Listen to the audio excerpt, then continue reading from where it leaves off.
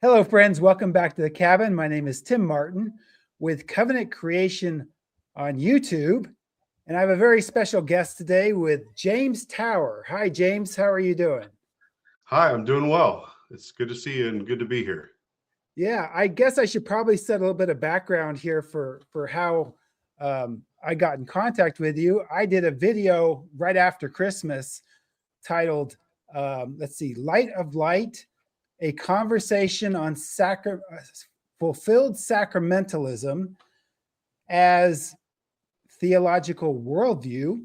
And it was a very interesting topic on sacraments and eschatology and fulfillment and preterism and things. But it was also an introduction to some Quaker sacramentalism or sacramental world ideas in that video.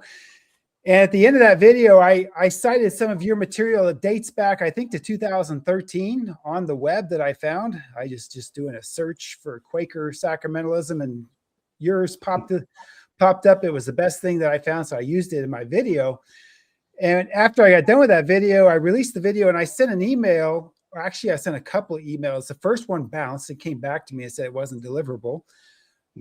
But there was a church. I think there was a church listed on your blog, and so I sent them. I said, "Hey, I just cited James Tower in this new video that I put out," and it was, I think, probably about a week later, I got your response. And why don't you tell us a story about how you got that email, and we'll go from there.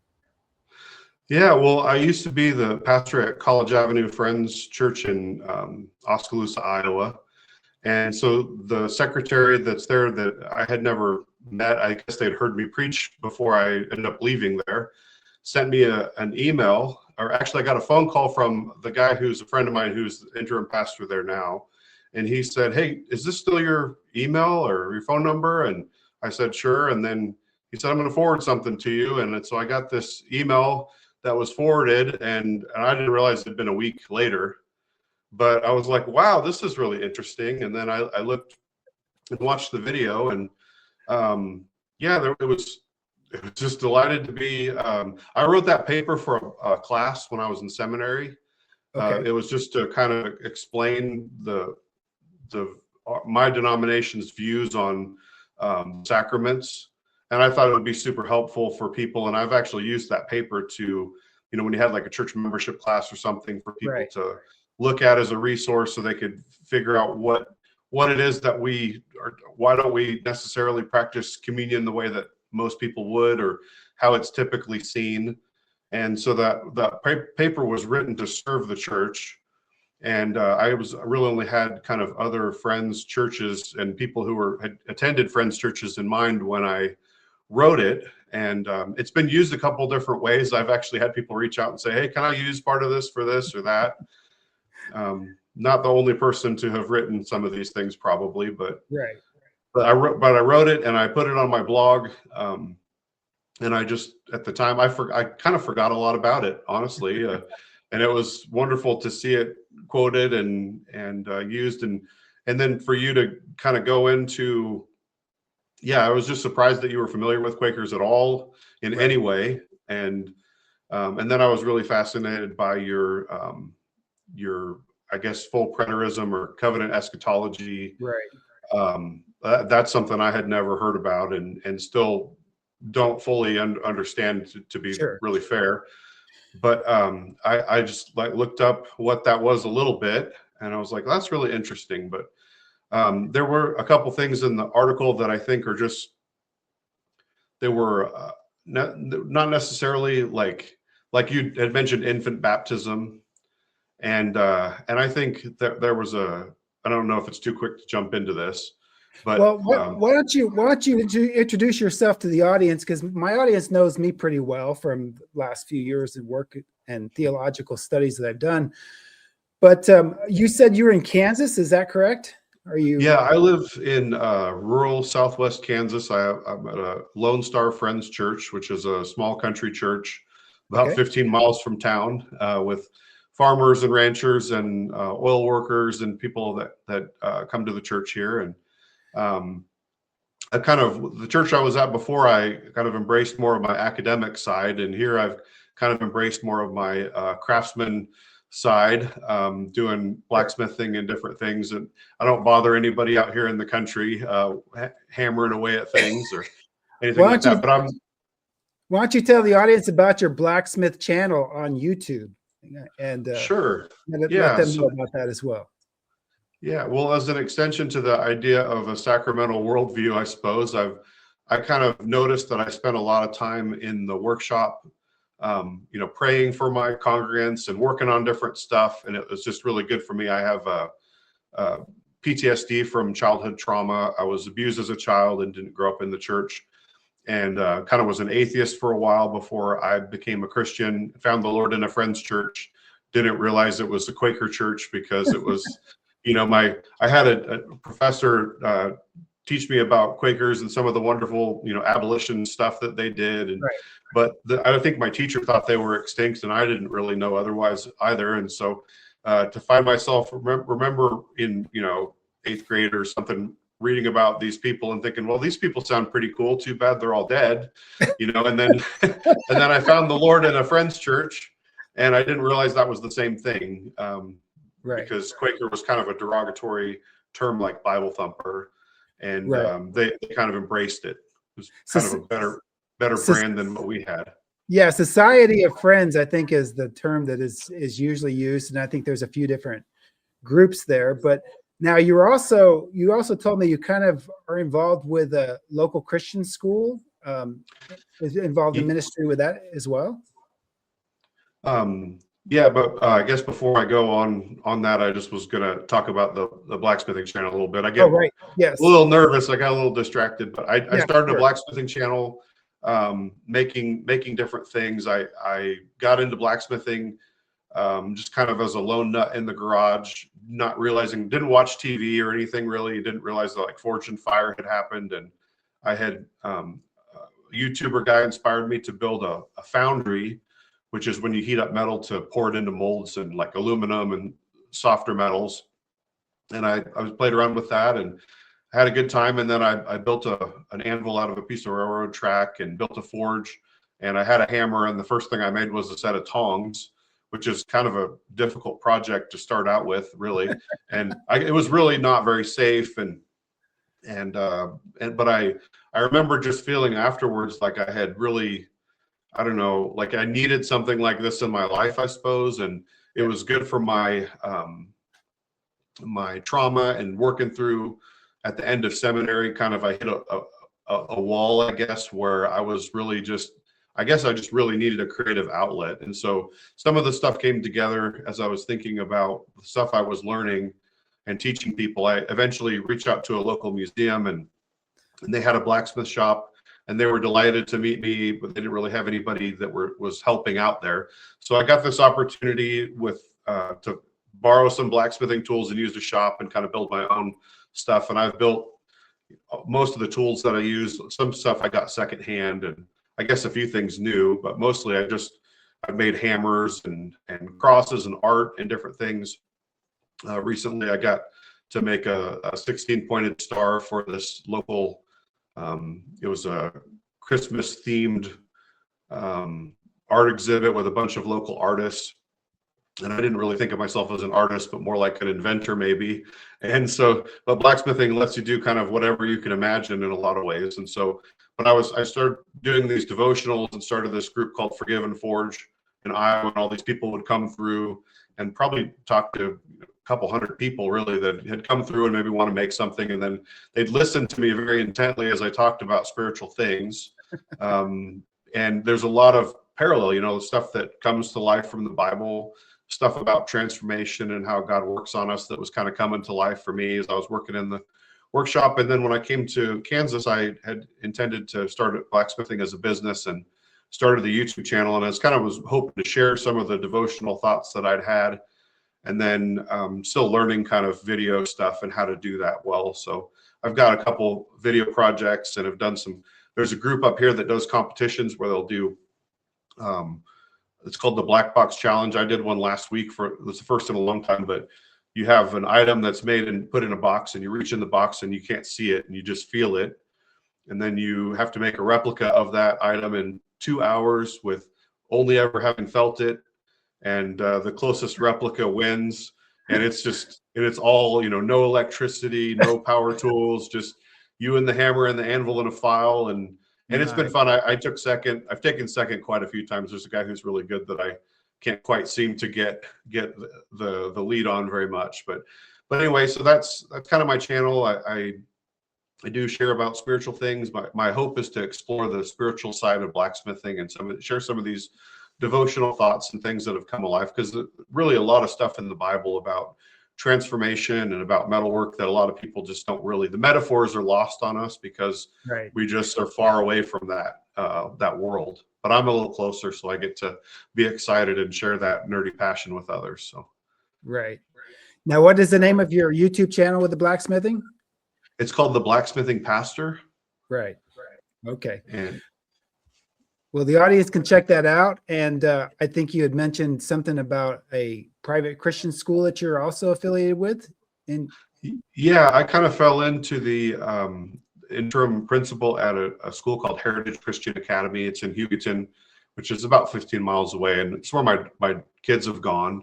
And it's a really good school. And it kind of, I don't know, had a hard time. And I found myself just kind of hoping that they just trying to tell them about an interim, that they should maybe get an interim person. And by the end of the conversation, with some nudging from God, and I ended up becoming that person.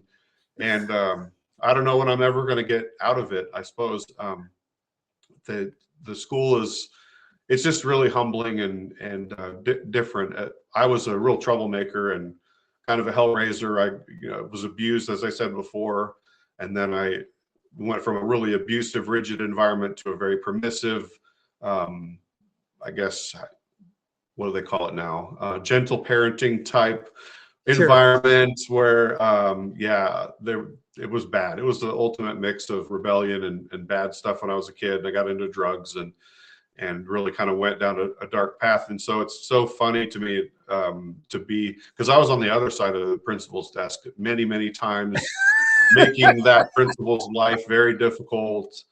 To be an authority figure at all is kind of a strange thing, and let alone God has a real sense of humor, I suppose. And it's been a really interesting, really challenging addition to so it's like a whole other church that I'm pastoring, really, is what it's like but it's good, and God's doing good things. It's a great school, and I'm really hoping it'll start to grow again after all the instability that it went through. How many children in your family? We have 2 children. I wanted to have a bigger family, but my wife has some health concerns where when we would have a child, it was almost like a life of the mother, life of the child situation. The last child that we had, we ended up spending 8 days in the NICU in Des Moines, and I was like, I think maybe we'll adopt. And then I guess God sent me a whole school. So that's kind of a weird, deal. That's fascinating. Yeah. I live in Southwest Montana in a rural environment, probably something similar to you. We're about 15 miles from town, and the town is just a little cowboy Southwest Montana town. A lot of ranching, a lot of grain farming in the area.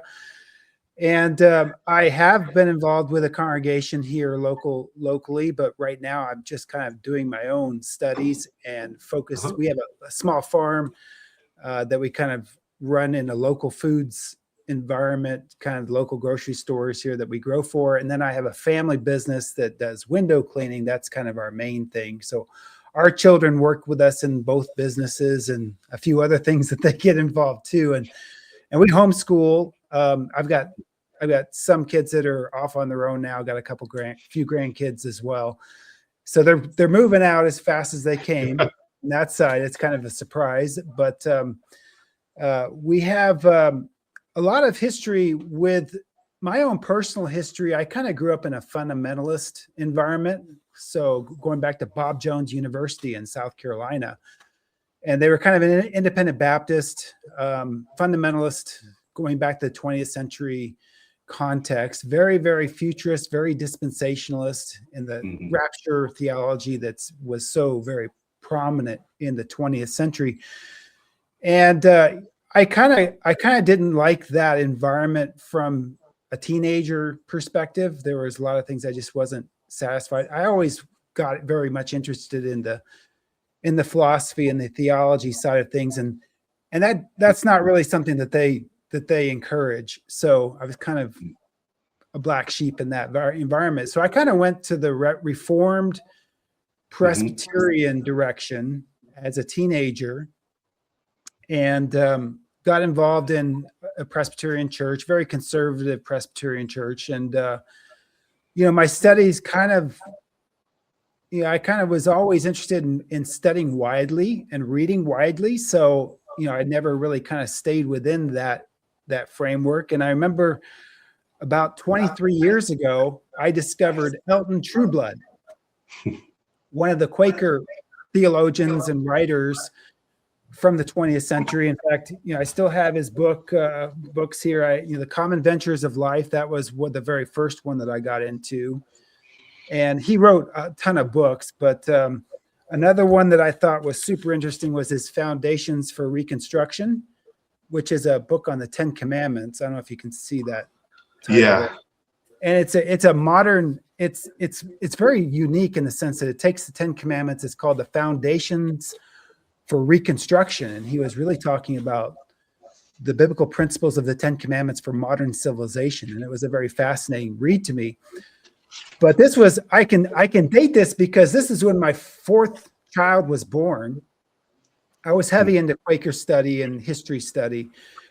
And we named him Ethan Barclay. to sort of, I always kind of pick names that have personal attachment to me in my spiritual journey. So me too. It's been kind of interesting. You can look at my children, you can go through first name, last name. Usually its first name is a biblical name and the second name is a historical name. But and my girls have that same thing too, but in a different way. But we gave him the middle name Barclay because I was deep into the Quaker study in 2002. That's when he was born. And so I have that part of my life, and I've never really, kind of walked away from it. I've always found that the Quakers brought something into an experiential, sacramental world theology that, I don't know, it just doesn't seem like the other traditional denominations valued in very much, particularly fundamentalists. Fundamentalists have this idea that the world is evil, right? It's a cursed world. We're waiting to go out and to escape. And that was the way I was taught, is you don't be worldly. And I read like the very first chapter of the Common Ventures of Life. Elton Trueblood, let me give you a one paragraph intro to his chapter 1, and I'll explain why it hit me so hard. As a young man with newborn babies coming and family growing and business activities that I had going on and ministry issues, it says chapter 1 is the recovery of wholeness. And Trueblood opens the book by saying Christianity is the most avowedly materialistic of the great world religions. There are religions which are almost purely spiritual, in quotation marks, in their outlook, largely ignoring the body and the whole material order, but the Christian faith is not one of them. According to the gospel, the true function of the Spirit is not to deny matter, but rather to glorify it. The Word, we believe, was made flesh. That's how he opens the book. And that was a very powerful experience for me in that part of my life and formation and journey, because what he really got through is that everything that we're doing is sacred, from work. It's listed by marriage, birth, work, death, and he lays it all out there with this sort of philosophy of life that has always stuck with me. So yeah, there's definitely a dualistic way that especially Western people see the world. We're influenced by Plato and philosophers, and then when we read the Bible and it talks about the world and the spiritual things, it's just kind of weird if you look at the Bible differently than that, and you see how like Jesus died to save the world, right? There's there's ways of using the world that are not always, but we have this kind of way that we see it where it's like the world is bad and broken and wrong, and yet it's good and beautiful, and God created it. And you know, the flesh is the sarx, the Greek word there, is our sinful nature essentially. But it's not like, but if you don't know that, and you're reading kind of just thinking your body's evil and the world is evil and everything physical is evil, and there's a lot of dualism, and you know, like the Gnostic people in the early church, heretics and things, where people would go too far with that because they struggled with the idea that God could be embodied, that God could be that, because they saw creation as like the aftermath, not the beautiful thing that God made. And so but yeah, you know, Adam was given a body. I did a big study in college about like the soul and trying to think about that, and it came to the realization that there wasn't really a disembodied soul idea in anything in Christianity or Hebrew thought. It was something that we just kind of added later, and because of how we're, you know, influenced by philosophy and probably a philosophical reading of the Bible. But you know, the world isn't all bad, obviously. You know, Jesus died to save the world. God made the world to be good and made the body to be good.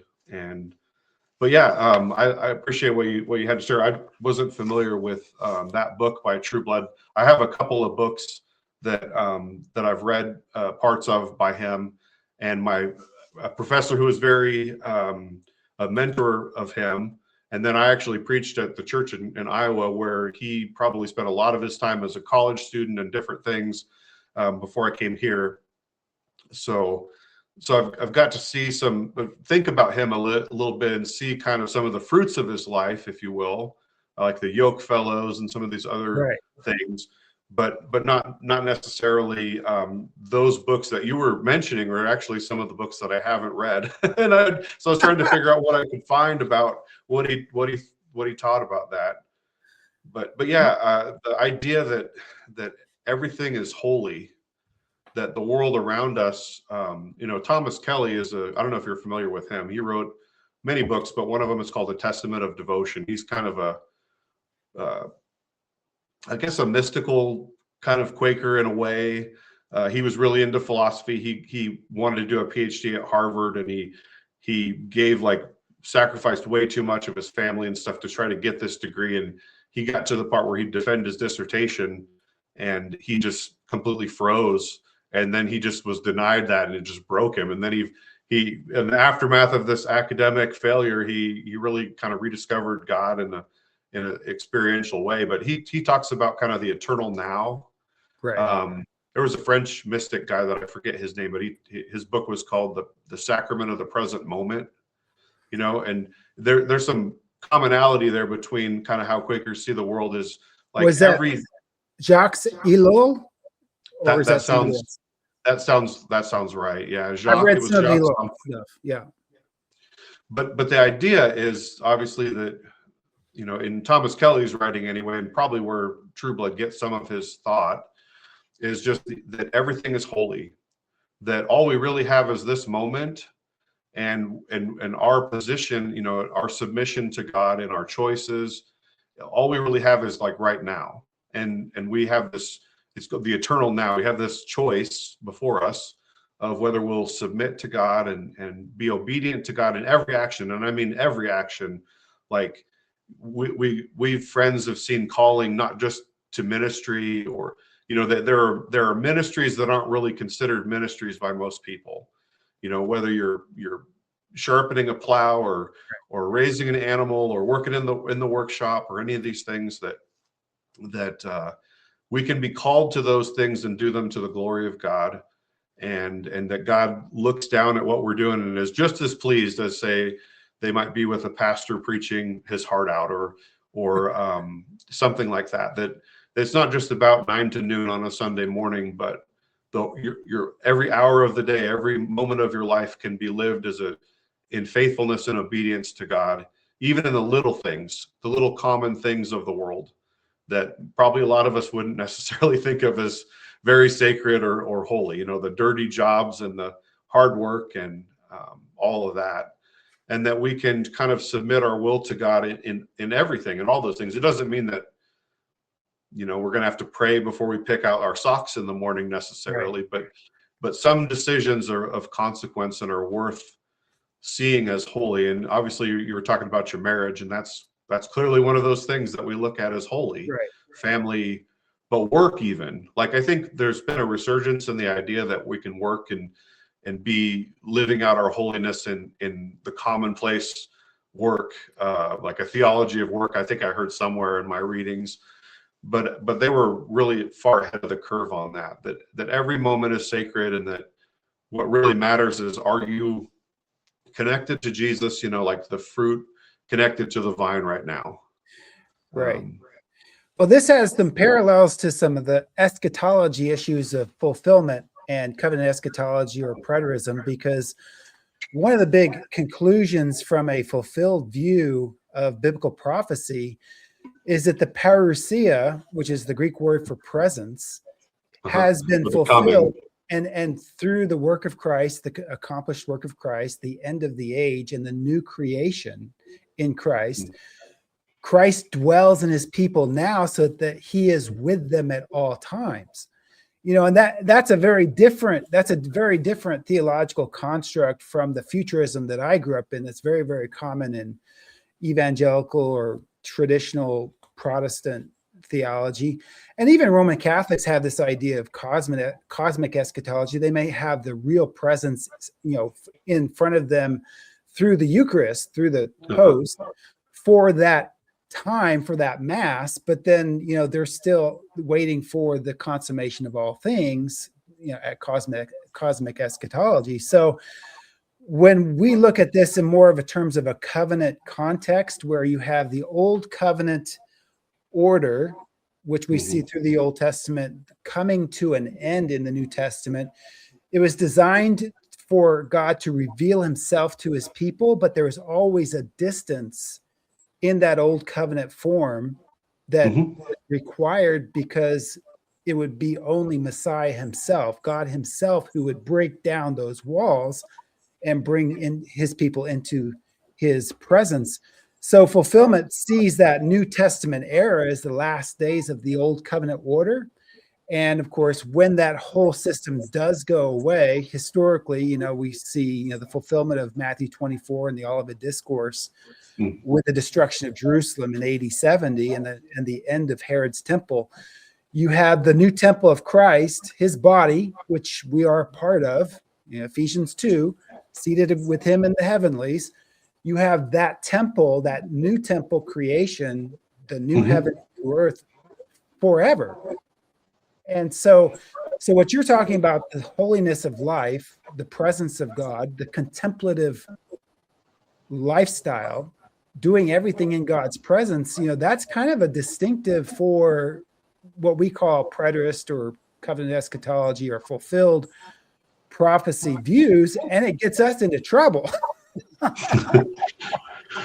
Yeah, well, I'd like to talk more on some of how that works and what gets you into trouble. But I guess when I read the covenant fulfilled, and you're talking specifically Matthew 24 and destruction of the temple, I mean, I definitely see some of that, and I preach to the book of Revelation, and I think a preterist view of Revelation has a whole lot of explanatory power of understanding what a lot of, I guess, we Western people influenced by dispensationalism probably try to cram into Revelation. But there's definitely some fulfillment of a lot of those things, big things. But we see, Quakers especially emphasize how there's this different baptism. Jesus, John the Baptist talked about he baptized people, and then the one who would come after him, he was unworthy to untie his shoes, would come and bring a baptism of fire and the Holy Spirit. And then as Christians believe that, at Pentecost, essentially that Spirit came and people received that, and there was, tongues of fire on the heads of the church gathered in the upper room and all of that. And then later, Peter, when he's preaching in the book of Acts, he looks at what has happened, and he's talking about how this prophecy from Joel, where he talked about the Spirit would be poured out on all flesh. Flesh. You know, your sons and daughters. Sons and daughters. Yep. Yeah, all of that was fulfilled. And I think a lot of Christians maybe don't think, I mean, clearly, like, the temple veil was torn, the Holy Spirit is no longer, you know, dwelling only in the temple, and we have this New Testament idea of the church as a temple of living stones, and there's kind of a new incarnation in a sense. I mean, obviously, I think, you know, we talk about Jesus being in our hearts, and you know, that there's that reality of Christ in us, but we, even from, if you weren't from that perspective, you would probably know from the Bible that the Holy Spirit has come into the world and that is at work in the world and work in people's hearts. And there's kind of, again, this, if we're a temple of living stones, and the temple was kind of the incarnation of God, the pre-incarnation of God, so to speak, when, you know, the temple pointed to Jesus's body, which he even talked about as a temple. And so we get to be the hands and feet of Jesus now, as kind of his body at work in the world now. And I think that's a beautiful metaphor where we can be obedient and follow him and all these things. But we kind of believe, because we believe in the Trinity, even though it's the Holy Spirit probably that's more revealed to be in us now, than there's definitely that idea that they're together, right? That the Trinity is all at work together. And so the way that I would see the second coming, or the parousia, as you discussed earlier, is probably a really traditional Christian way, where Jesus comes back, you know, the dead are raised, there's a final judgment and all of this stuff, and how people give account for their sins. There's a reward, and you know, the sheep and the goats and all these, the dispensationalists, they make a timeline of a lot of these biblical prophetic things. And what's really hard for me as a pastor sometimes is that people who are really influenced by dispensationalism, they don't realize that the timeline isn't inspired. That their framework of understanding, you know, like the rapture and some of those things, these are kind of new ideas, and they're very Western, they're very modern, they're very not how people read the Bible for thousands of years, literally, before you know, the West. And I don't want to get into the backstory of the rapture and all that stuff. It's got me in trouble before. But the idea, though, so that's what I really am confused about with covenant eschatology, because if you believe that everything's fulfilled, what about the judgment, and how does that work in your view? So we would go to the Old Testament to talk about the prophetic scene for the judgment, the prophetic context for the resurrection, and we go to places like Daniel chapter 12, and we have the statements in Daniel 12 about the resurrection, that when the power of the holy people will be broken, all of these things will be fulfilled. And so we see the resurrection in a covenant context. It has to do with the resurrection of the old covenant dead ones out of Hades, but it also has to do with the resurrection of the body, the Israel of God. For example, in Ezekiel 37, the valley of dry bones, and Ezekiel's asked, asks if these bones can live, and it's the Spirit of God that comes down, and the bones, live in a prophetic sense. We would see that as being fulfilled with Pentecost, where old covenant Israel is coming from the dead, from the death of Adam, actually, if you want to get really technical about it. Covenant exile, not necessarily biological death, but covenant exile. And that exile, which Israel experienced in various typological ways, with the Babylonian captivity, with the Syrian invasion and things like that, the 70 weeks is that sort of time frame for the final exile to come to an end, when Messiah deals with the sin problem forever. Daniel chapter 9 talks about the end of sin. So that's kind of how we would look at it, more in terms of an Old Testament covenant context rather than a world history ending event. And that's a big contrast between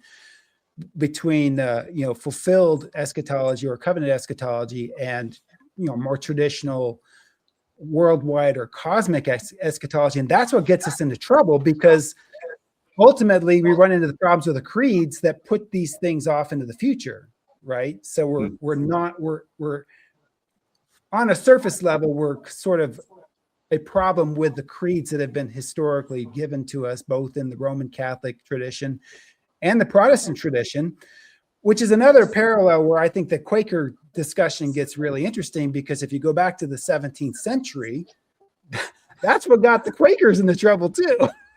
They didn't go along with the sacraments view of the Reformed Puritans of their day. And they certainly didn't agree with the Catholics and their 7 sacrament view.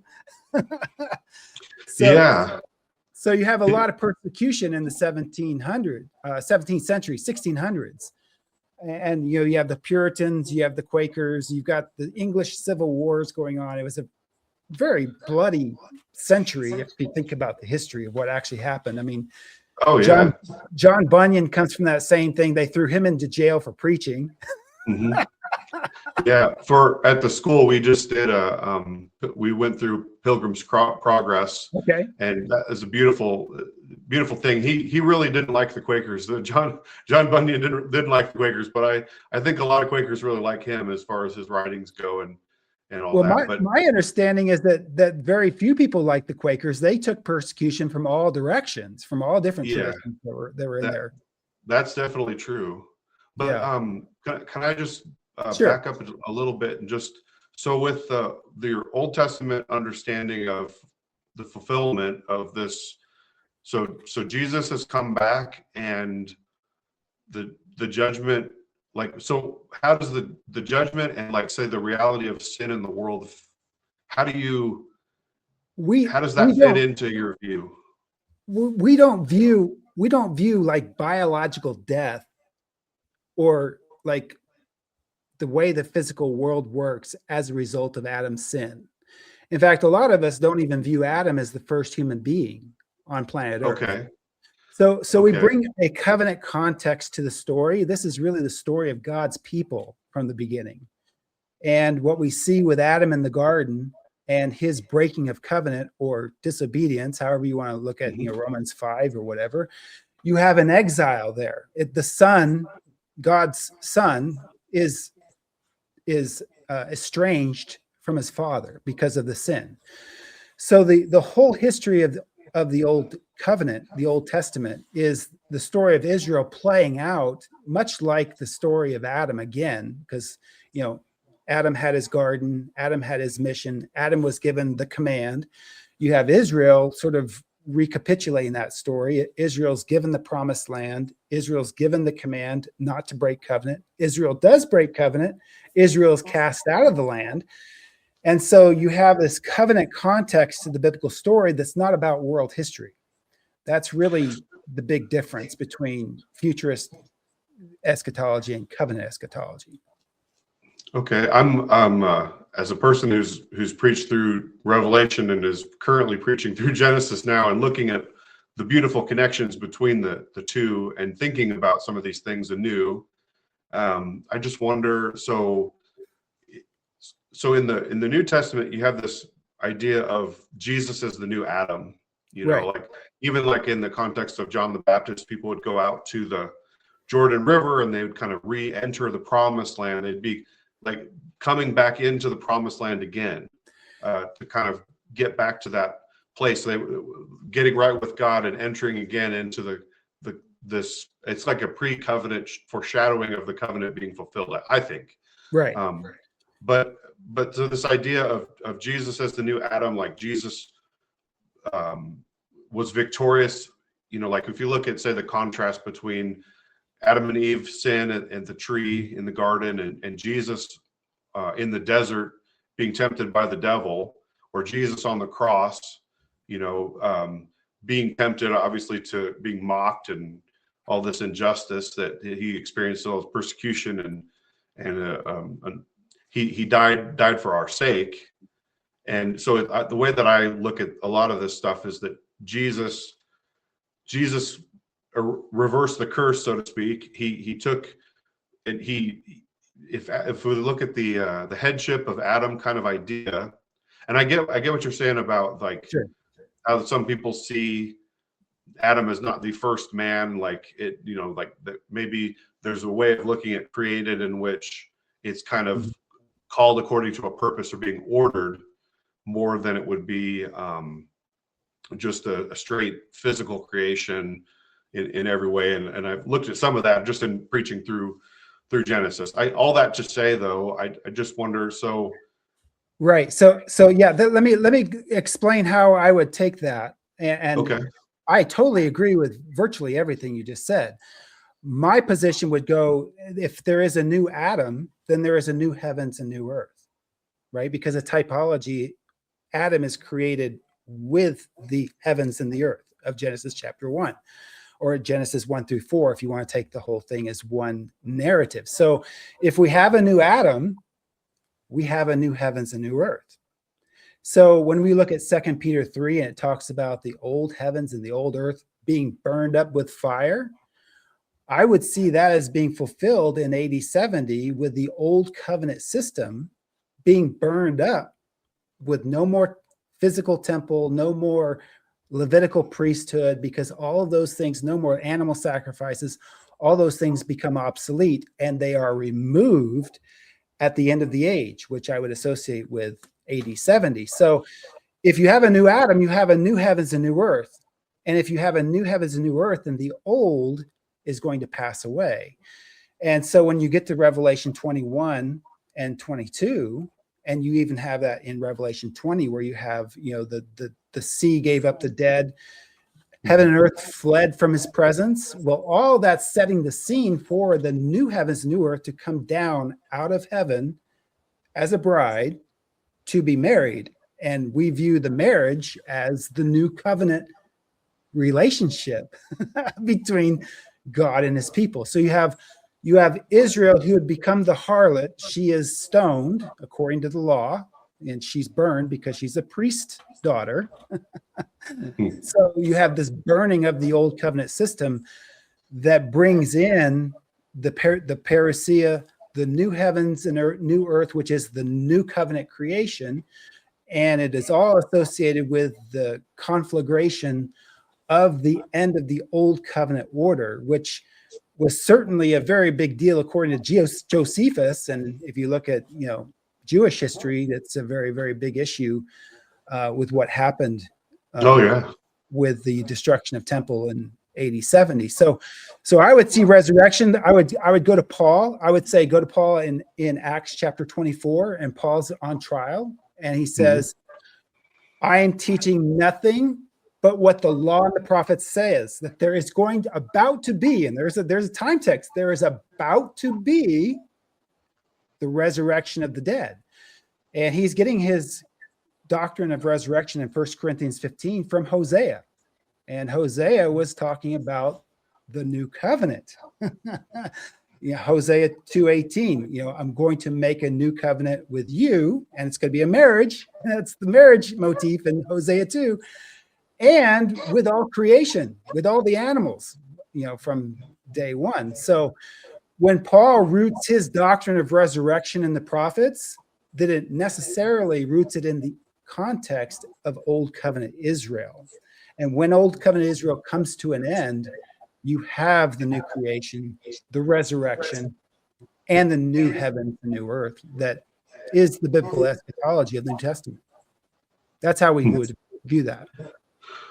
Okay. I'm also been looking at, you talked about your Reformed stuff. So I have a friend who's Reformed, and he's struggling with some of that. And we're, kind of talking about like Calvinism and some of that stuff again, which is something I haven't thought about for a while. But I struggled or wrestled with the Reformed, because they seem like to be the Christians who were really thinking and trying to, they had a lot going for them as far as like what seemed like rigorous academic study of the word and all that. But all that to say, with a lot of Paul's writings, you have like I forget the exact book, but he talks about how it'd be like there'd be a trumpet sound and twinkling of an eye, like 1 First Thessalonians 4, yeah. The classic rapture passage. Yeah. Okay. Yeah. And well, that and the one where the Jesus is teaching about the two, one will be taken and one will not, kind of a thing. But but how do you guys take that view that, like, I mean, and maybe I'm just personally been influenced a lot more by dispensationalism than I even realize. But it would seem to me that, like, if Jesus came back and he, like, I'm picturing, and I could be dead wrong. Like, I know there's a lot of mystery in this, but I'm picturing, like, the loudest trumpet the world has ever heard, and, like, nobody having any question about that Jesus has returned. And well, I think, how does that fit? I mean, I get there's a lot of stuff that was fulfilled in AD 70, and a lot of stuff that Jesus pointed to, but how does it fit with, again, like, judgment and like, what do you believe about, like, how did people miss it, I guess, would be one question I would have. And I'm really just asking, and I'm not trying to I'm just trying to understand before I critique anything that you say. Yeah, no, absolutely. It's a different concept for sure. And I would certainly say that you would agree that there's a lot of symbolism in the book of Revelation that comes from the Old Testament, right? I mean, that's not really controversial for those that have actually done some study and things. Well, that language of the trumpet, I believe, comes from the feasts of Israel. And the feasts play out or rehearse this process of salvation that is coming to fulfillment in Messiah. And so I view Jesus as fulfilling all the feasts. So there's not anything left to be fulfilled as far as the feast goes, because that's part of the old covenant system.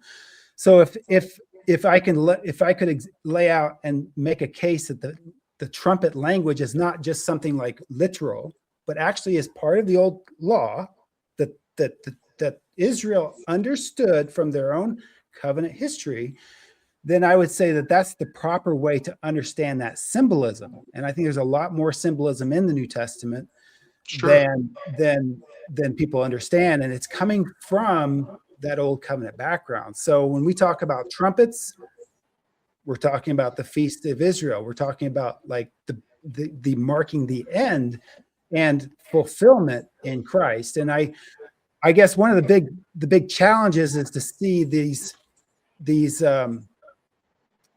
what's going on in the New Testament is really a new Exodus.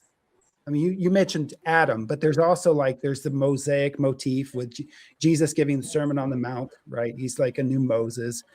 You have John the Baptist who's like Elijah. You have everything in the Old Testament is typologically, like, unfolding as you go. And the book of Acts, the book of Acts is really cool because there's a lot of Israel's history that's coming back out in the book of Acts and sort of reversed.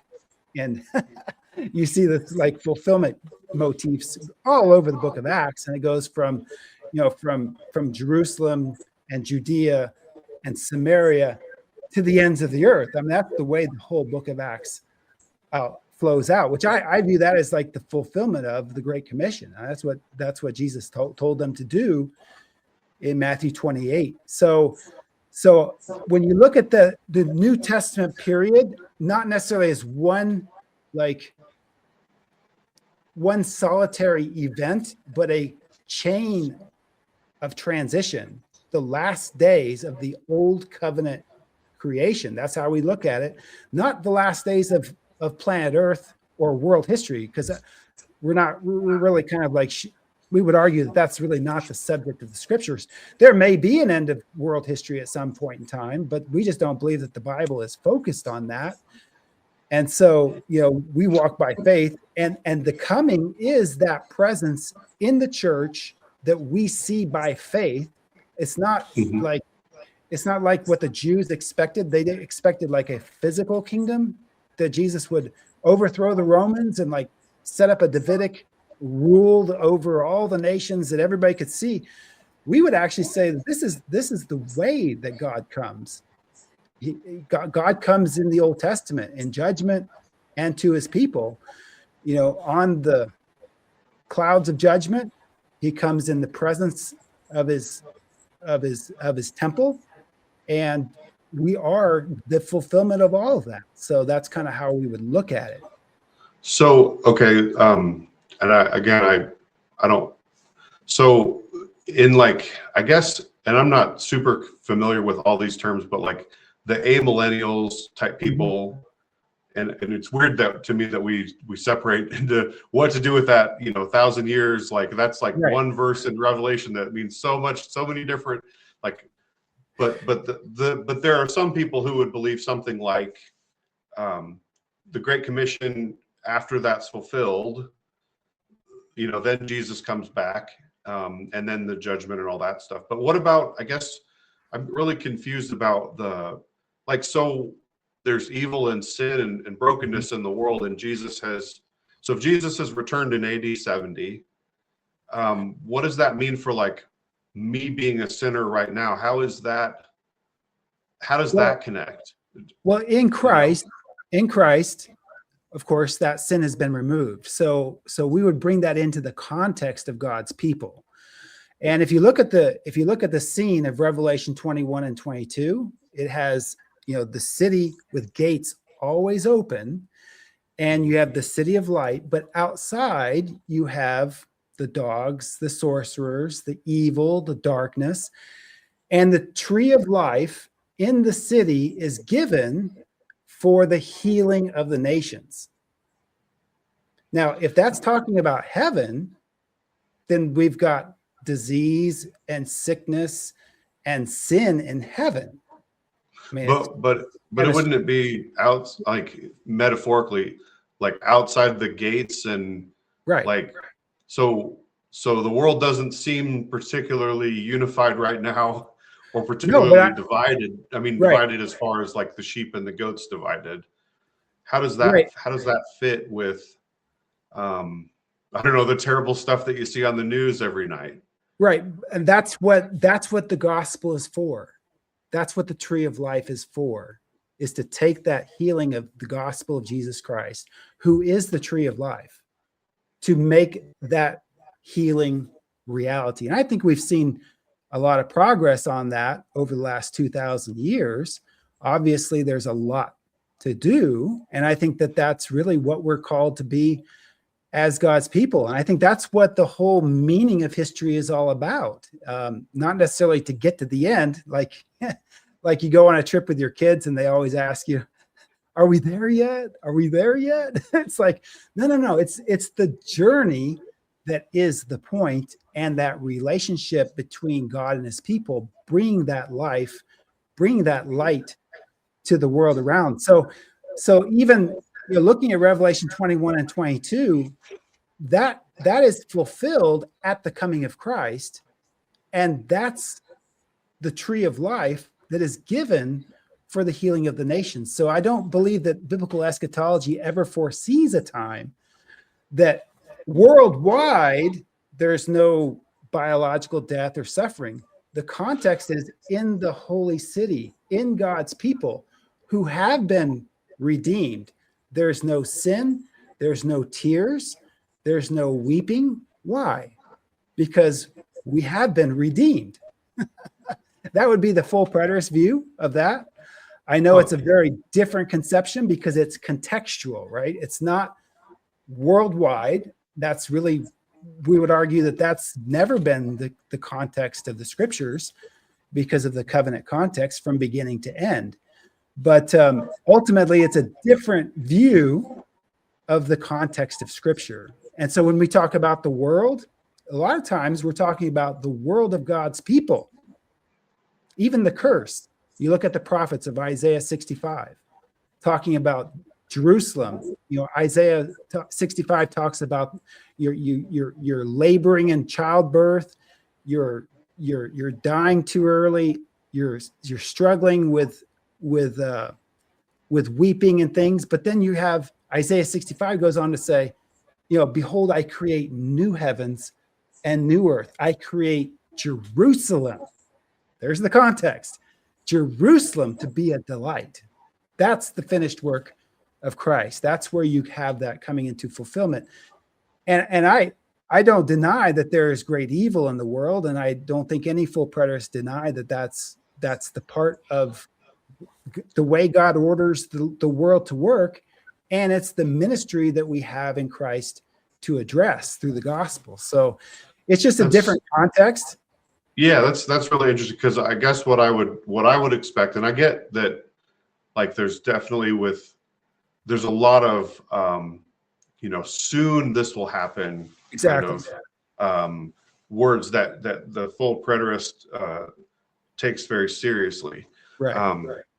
The nowness and the presence of it, but at the other side of it, with, I guess, the sin and dark, like that passage where it's quoting in Revelation, it's quoting Isaiah 9, and it's talking about the lion will lay down with the lamb, and the children will put its hand in the right, and the snake won't bite it, and you see all these, there will be no tear and all this. Mm-hmm. So your interpretation of all that, those animals represent nations, Gentile nations coming into peace through Messiah, to where the nations that would be a threat to Israel in the Old Testament because of the problem of warfare, and the problem of breaking down Israel's vineyard, for example, through the use of animals. Isaiah 5 talks about the vineyard. Isaiah 11, which is the reference to your passage there, is fulfilled ultimately in Messiah, because Jesus called the Pharisees and the teachers of the law vipers. He called them a brood of vipers. So when Isaiah sees the child coming and playing by the cobra's hole and sticking his hand in the cobra's hole and not being bit, I see that as fulfilled in Jesus Christ, when he took away the sting of the viper's legalism and works righteousness that he fought against. It ultimately brought about his own death when he wouldn't find, allegiance to that temple system. That's why they killed him. So you have nations represented as animals. They're coming in. Acts chapter 10, the sheep that's coming down out of heaven, and Peter's told to get up, kill and eat. That's all the same animals. so rather than just kind of this picture of peace that, say, we would find in a lot of the prophetic expectation from like Micah 4 and all this peace that's coming, a lot of that you would kind of see as allegorical. Yes. And okay, I will definitely need to, like for example, let's just follow that Acts 10 example for a second. All these animals are being let down by the sheep, right? And the sheep actually comes from Isaiah 25 and 26, which is in the resurrection passage. And Peter is told to get up, kill and eat. And he says, no, Lord, I have never touched anything unclean ever. Right. And he has this big problem. But in the context of that, Acts 10, what's going on in the background? Well, the background is that the Roman centurion and Cornelius, a Gentile, is coming to hear the gospel. Right. Yeah. And I definitely see a lot of that. That's the connection. I mean, this is the Hebraic way of thinking, right? You have clean animals, you have unclean animals. I mean, even all the way back with Noah's flood, there's this clean and unclean distinction. So ultimately, when you have Messiah who comes, he not only saves Israel, he saves the Gentiles too, just like what we would expect from the Noah's flood story and other aspects of Israel being redeemed and bringing others with them, being the light to the nations in the Old Testament and stuff. So the nations are very symbolic in the full preterist view, and we would read the scriptures in a redemptive focus. And it's a spiritual emphasis, because it is that peace between God and man, his people, and the peace that comes between the nations when you have the church, and you have Paul saying, there's neither Jew nor Greek, there's neither slave nor free, there's not male or female. It's like there's this new community, this new creation of peace being manifested from the redemption of Christ himself. A new world, a new heavens and new earth. Because in the biblical sense, the heavens and earth are covenant. I think you can demonstrate that very clearly, like in the Song of Moses. Deuteronomy 32, Moses addresses Israel. He says, listen, O heaven, here on earth. He's talking to God's people. They are the covenant people of God. So if you do a study of heaven and earth language in the Old Testament, it becomes really clear that we're not talking about a modern scientific view that's the scriptures are working from. That's a modern idea. That's something we project back into the scriptures. So the full preterist view is looking at this from a very Hebraic and ancient perspective with language. Well, I definitely appreciate the hope to try to do that. When I read Acts and I look at how the Spirit was moving among the Gentiles and how that's revealed and how, you get to that from there to the conversation in like Romans 9, where kind of Paul is explaining how people miss the Messiah to come. Right. And why is it that it seems like there's this faithful remnant and there's all these Gentiles and they're all over the place, and like what, there's all that tension that in the early church that ultimately we see point to back again to like the Jerusalem Council in Acts 15, and they right. find a way forward with the Spirit's leading. That's a passage that friends really look to as far as like discernment and stuff and seeking God's will, because they got together. They wanted the Holy Spirit to lead, not to push their own ideas. And, because of what God had been doing with Peter and they were able to see that, the Spirit's poured out on even the Gentiles and that God is clearly at work. And so some of these old covenant ideas are now, like Jesus talked about how he didn't come to abolish the law, but to fulfill it. Right. And then, that he gives us the royal command, the two, love the Lord your God with all your heart, soul, mind, and strength, and love your neighbor as yourself, and the fulfillment of those things. And so I guess I really see that as good and right, but I'll have to do a lot more study before. I'll probably have a lot of questions.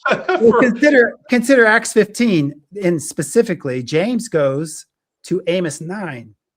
And he quotes Amos 9. He says, this is fulfilled of Amos 9. This is David's rebuilt tent. Well, I know there was a connection to the four things that were in the list, the strangling and adult, the sexual problems that were there, and all that were originally echoes of what a sojourner, a stranger in the land. Exactly. Like we're not going to make you become a Jewish person, but these are really offensive things that we need to refrain from. And so that became the model for peacemaking as they went forward. But that was like the first church split could have happened. Circumcision is more than just it represents this whole old covenant idea, not just. But see, that's what I found so interesting about the Quakers, is they understood that it wasn't about the material sacraments doing the work. It was the spiritual reality, the circumcision of the heart.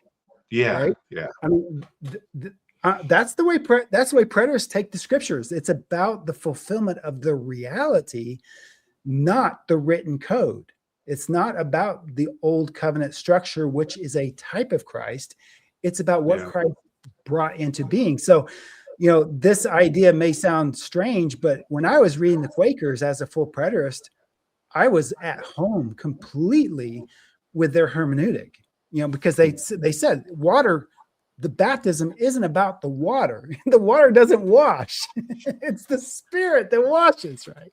It's the spiritual hermeneutic that they had, when it came to the sacramental controversy, for sure. That, for me as a full preterist, that was essentially how I handled prophetic texts, that maybe not addressed by Quakers, but it certainly fits that hermeneutic.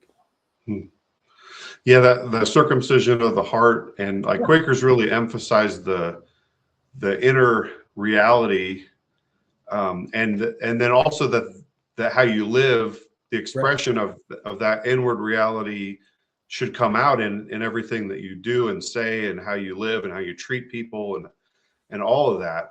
I guess what and maybe it's I guess the way that I would probably be most comfortable addressing this eschatology would be that that we have like a foretaste of ourselves, like Paul talks about that. Sure.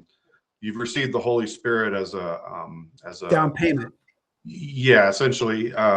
Not quite the words I was looking for, but yes, the same idea. Surety. Yes. You get a portion of salvation now, and as God is still working out the Great Commission in the world, and still, but I guess I've never considered the idea that Christ's return would have already happened. That's just a really hard thing to get my head around, and I get why you get in trouble with people for espousing and teaching that idea. But yes. I guess the way that I would see it would be that because of what Jesus did and the reality of what Jesus did mattering even now, while we wait for Jesus to come back, we as God's people get to live into that reality now. Sure. But at some point, I wouldn't want to rule out at some point that more would come, like that we would actually have full justice and full peace and a full end to real suffering and a full extinguishment of sin, or however that works. As far as there's been that controversy with Kirk Cameron and all that about Doctor of Hell, annihilationism, or however you say that. That was something I was like, I recognize there's a legitimate case for that. I don't necessarily agree. Sure. But I recognize, like, even in Revelation, where it says that it doesn't necessarily teach explicit eternal, as they would call eternal conscious torment. Right. It said that the smoke of their torment would rise up forever. Like, think about the atonement, like the smoke of the sacrifice. It doesn't necessarily, in my mind, just go straight to people are being tortured forever. Yeah, that's a good. So it could be, and I'd be happy if I was, I'd be happy if God did it that way, that people were just annihilated and that was the end. But it's just puzzling to me how someone could come to believe, just in all honesty, and I'm just here to listen to your Sure. view and try to understand it. And I have a lot of questions for sure, but just the idea that we have that reality in its fullness now. Right, with the sin and with the pain and with the cancer and all the problems that most Christians, I would say, probably are still looking to see the other side of, like the hope of heaven. Yeah. Like you're kind of saying that the hope of heaven is already fulfilled now. It looks differently than people would expect. I would say more along the lines of like N.T. Wright, and the idea that eternal life begins now. I certainly, and full preterists do accept the heavenly reality after death. So there, it's not like an either or thing. But ultimately, are you a young Earth creationist when it comes to Genesis creation, or how do you take the creation view? Because I'm not really a young Earth creationist. I just don't believe the Bible attempts to answer the age of the earth. And right. You look at the Hebrew text of how it's God bringing order. It doesn't necessarily even teach creation from nothing explicitly in there. I mean, it does. The Bible does seem to imply that everything comes from Jesus and it's all there. But in specifically the Old Testament context, it's teaching kind of a counter. It's like the Babylonian story of creation is broken and twisted, and it leads to this nihilism. And it's like, no, God has ordered the world. Like you're not as you would see in like the Babylonian epic of Gilgamesh, like you're not the mud and monster blood of the biggest, evilest creature that Tiamat sent to come, kill, or that Marduk. You're not just the blood from that falling on the dirt. In fact, God made you. God loves you. The creation is an act of love. Not, surviving the flood was not an act of. It wasn't just because humans were outsmarted the gods, and the gods were angry because they couldn't get a nap, as you read in the story. Right. But that God made the world with purpose and order in mind. That there are, as we look at like a modern understanding of the laws of physics, and that's something I really am excited to learn about. I've been listening to I forget his last name. His last name is Feynman. It's a physicist guy. I've been listening to a lot of his old lectures, and he's talking about electromagnetism, and I've been thinking about how in Genesis it talks about God spoke the world into being, Right. and some of his understanding of like at the subatomic particles and all this, how this stuff is connected. And I'm just like reading into a lot of this beautiful stuff about how God spoke the world into being, and how, you know, he kind of doesn't think there's anything really there or something crazy stuff like that. But anyway, I don't want to get too far into that, but he, you know, as God made the world, he made it as a good thing. And I think the Bible is trying to tell us, as a atheist before, when I would read Genesis, I would really struggle because it wasn't answering the questions that I was really asking. Right. It was answering maybe better questions, though, about, you know, what is the role of humanity? What is our place in the world? Why are we here? Does anything matter in our life? You know, like God is saying we're created with purpose in an act of love for good. And, you know, we're like, I guess a non-theistic evolutionist person would teach that really you're just kind of a meat machine, and right. Nothing really matters, you know.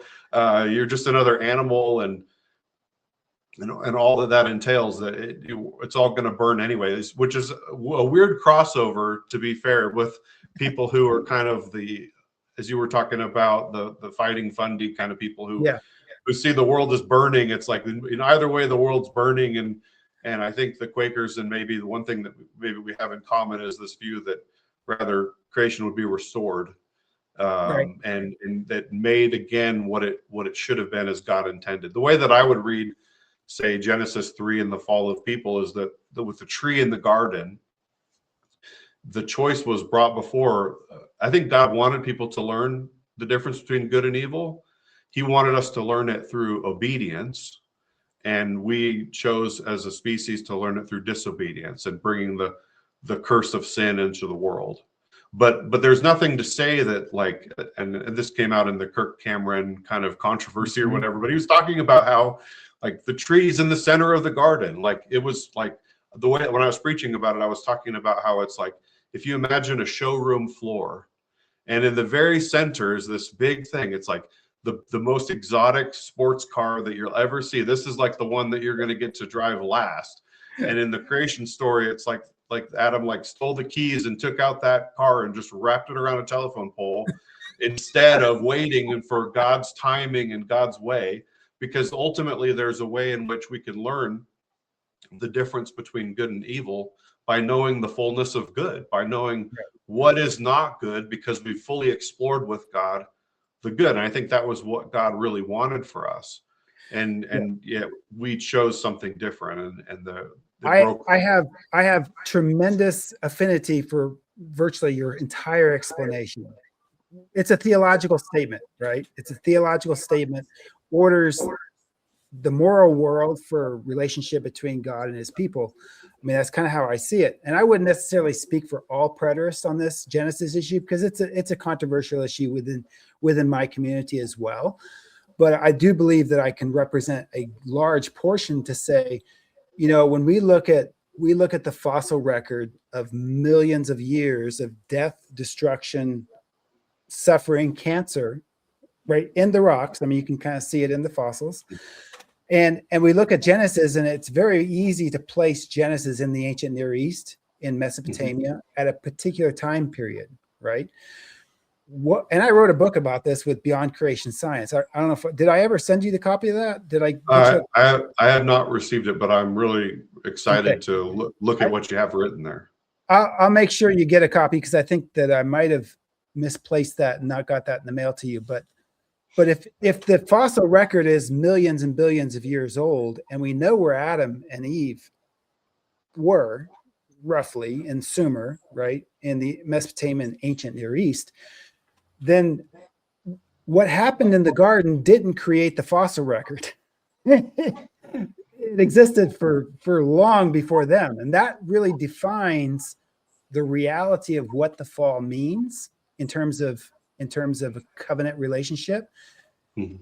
And if the fossil record showed biological death and cancer and things like that before Adam, one of my basic points in my book is that when Jesus redeems the covenant world, which is what Adam and Eve begins, then it wouldn't surprise us that there's biological function just like the way we see it today. So that's kind of the way that I would approach it as an old earth creationist. I don't see the creation statement of Genesis 1-4 as a scientific description of the origin of matter. And I think you mentioned functional creation there, like John Walton and some N.T. Wright's done some work on it. John Walton's done some work on it. There's a whole bunch of other guys. But that's kind of the way we look at it. We look at that fall as an exile, as a break of relationship. And so that sets the pattern for redemption to be fulfilled, at the end of the age, which we kind of look as past. That's really interesting. The tree of life in the garden, and how, like, I guess as Kirk Cameron was trying to point out, he was talking about how that wasn't given to people, like and I don't know what to make of all that, to be completely honest, but the way that I would tend to see it is that we were kind of made for eternity, but it didn't necessarily mean, like, because we hadn't eaten from the tree of life, we had that mortal part of us that would die. Right. And because we chose disobedience instead of following God in what God was showing us morally and in obedience, we short-circuited that hope that God had. And my hope ultimately in the resurrection and in the hope of heaven, as we've talked about, is to have that eternity with God. So just to be clear, so you kind of see after death, in your view, I guess, what happens after death that's different from now? Well, wouldn't necessarily look at heaven as being a physical material place where you have a physical body. So to me, the idea of resurrection of physical bodies, it doesn't really fit the afterlife anyway. And I know that people take it as individual bodies, and I don't take the resurrection in the prophetic context as being about individuals primarily. It's the corporate body of Israel that's dead in sin, that's raised to new life, and we enter that body through faith. So we have that resurrection life. Well, when you were talking earlier about the valley of dry bones, I definitely see that as the church and like pointing to that. But what about, like, say, so 1 Corinthians 15, where it talks about Jesus being raised bodily, and I guess the Christian teaching, as I understand it, is mostly that, and based on 1 Corinthians 15, that Jesus died and then the same body was physically raised to life. And then Paul says something to the effect, and you should never argue theology with your Bible closed, as they say, but it was the same body that rose, and we'll be like him. And Paul talks about how we'll have these spiritual bodies that are like his. So what do you do with that? So Jesus was raised with all of his wounds. Yeah, absolutely. He had and Jesus saw no biological corruption in the grave. He didn't rot. Do we rot when we die? Are we raised with, if we have an amputation of our arm, do we raise with no arm? Well, so my point would be, that's been the traditional view, that Jesus is the pattern for biological resurrection. But honestly, that's not a good argument, because it leads to the implications of some things that people don't actually follow through with. But ultimately, Jesus is unique because he did not see corruption in the grave. And it was promised that he would be raised without corruption as a sign to his people. In fact, Jesus said that his resurrection would be the sign of Jonah, 3 days and 3 nights. Well, the sign of his body coming out of the ground, the fact that Jesus declares it to be a sign means that that's not the ultimate resurrection that Jesus experienced, because the sign is never the reality. Quakers should understand that. The sign points, and the firstborn from the dead is Christ, the first one born, raised into the new covenant life. He is the one. So even that argument that Jesus is the pattern for all biological resurrection, I've found that traditionists don't believe that. And they certainly don't take it seriously that Jesus says his resurrection would be a sign, the sign of Jonah. So what other example do we have where a sign is the reality? There's no other example of that. We've misunderstood resurrection because we're thinking a physical biological body that was more Greek than it was Hebrew. That's my conclusion on it. Okay, well, I can follow that to a great degree, but I guess seeing corruption, like when you die, I guess I would just think that because you die, there's just what you mean by corruption in a sense of physical, like if you die like for 3 days, you're saying that Jesus died for 3 days and his body didn't decompose at all. Right. And if you look at the Psalms, the Psalm makes the prophecy that he's not going to have his legs broken. You know, yeah, his bones are going to be shown, and he's not going to. Psalm 22, right? And then in Acts, of course, the declaration is that, you know, you can go to David's tomb, his body's there, and it's rotted, but Christ is not like that. So there's in the teaching of the New Testament, there is something very unique as a witness to that generation, to that wicked generation, the last generation, which the resurrection accomplishes, and why he had to be raised in that same body. Because obviously, if he's not raised in the same body, then you don't have the testimony, right, of resurrection.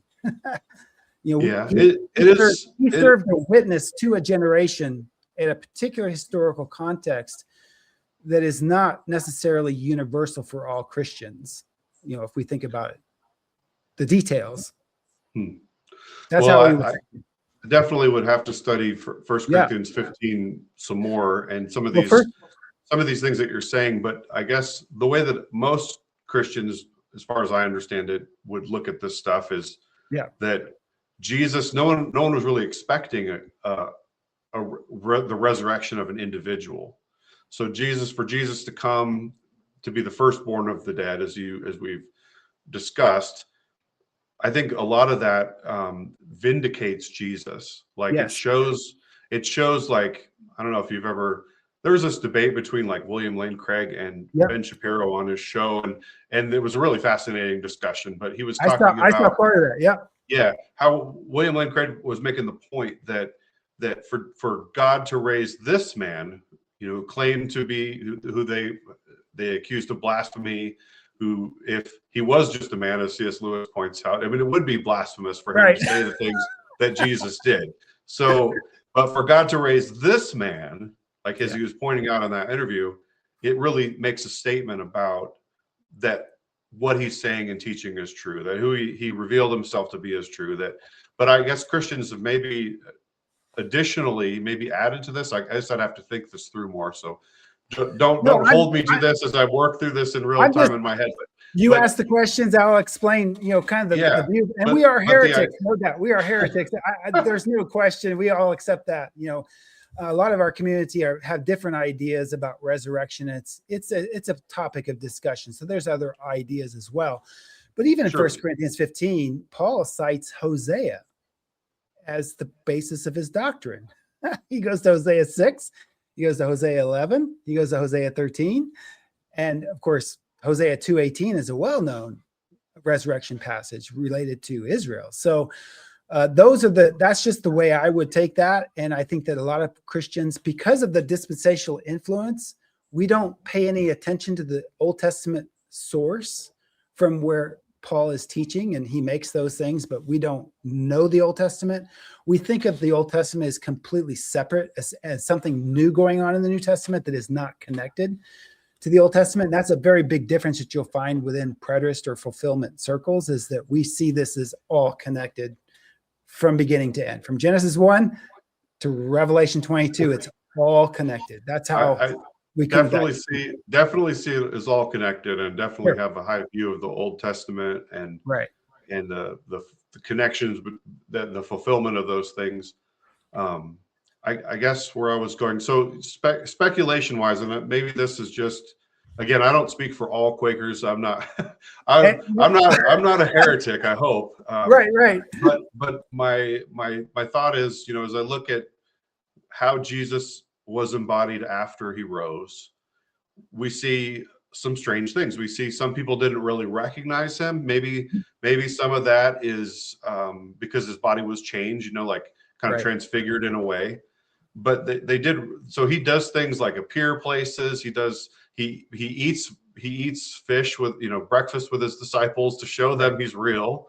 Yeah. And yet he just kind of appears places and appears on the road to Emmaus and all this stuff. So my speculation, and probably not alone on this, probably a lot of Christians speculate about what this, but the idea is that we would have like this resurrection body, which is different. Like it's the same body, but it's restored and it's not corruptible, as Paul teaches in 1 Corinthians 15. But I just wonder to what degree, those issues, I see that as all through the Gospels. When they came to come and take him by force, and John, after he fed the crowds, he disappeared and walked right by them, and did not allow them to take him. So I see these miracles of his ministry, even after the resurrection, but also before the resurrection, is very similar. So that's the function of his uniqueness as Messiah in the flesh. And that's the way we would explain that. Yeah. And I think there's like Christians, like a lot of people, like most probably commentators and a lot of people would look at the miracles that Christ did as ways of there's a purpose to them. It's not just because he can, like after he calms the wind and the waves, and I'm terrible with the biblical address, but I remember the story, but he calms the wind and the waves, and they're like, who is this man that even the wind and the waves obey him? And like Jesus is answering that question. He's getting them to ask the better questions. These miracles are signs that point to who he is. And then even as he tells them he will die and be raised and all this stuff, and they're just like, hey, calm down. Peter's like, hey, don't say this. I don't want to hear this. Like, or they get behind me, Satan. Get behind me, Satan. Yeah. So I get our reluctance to hear here, but I don't know. I've always speculated about what life would be like after the resurrection, and it's powerful to me that Jesus still has the scars. I don't necessarily think of that. I guess I would think of Jesus's resurrection because he is who he says he is. Now these scars mark what were meant to be a mark of shame are transformed or transfigured to be glory. That we see the grace of God in the wounds of Christ, that as his body is restored, he could have restored that part, but he didn't, because it actually glorifies Jesus more.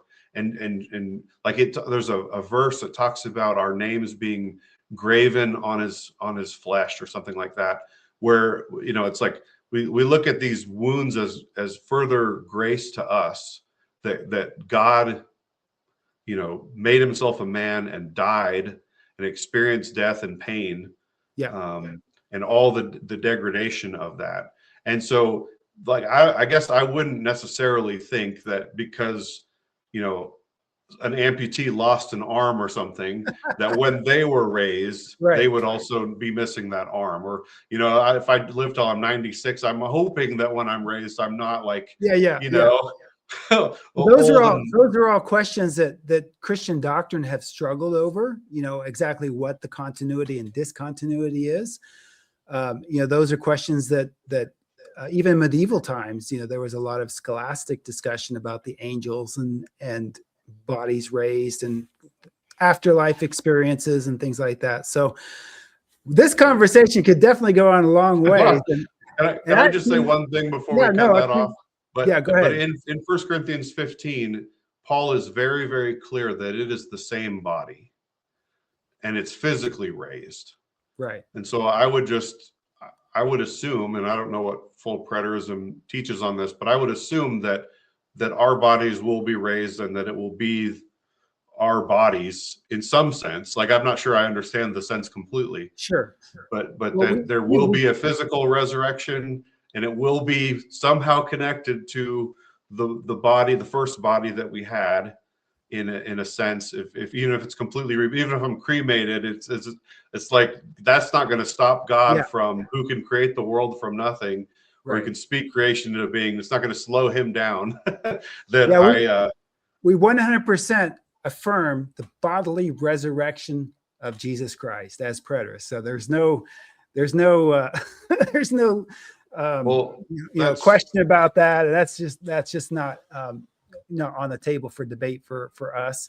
That's good. And those are issues. Even James calls the believers in James the first fruits of God's new creation. So they hadn't died yet and been resurrected, but yet they're called first fruits in the book of James. So I think a lot of this is just basically a different perspective of biblical language and context and covenant context. I think that's what if you were to ever like really dig into what covenant eschatology is, it's just different context and definitions than we are used to, as far as, creedal or historic futurist theology as we've been given from early days. So, but again, the Quakers understood, what being a heretic meant.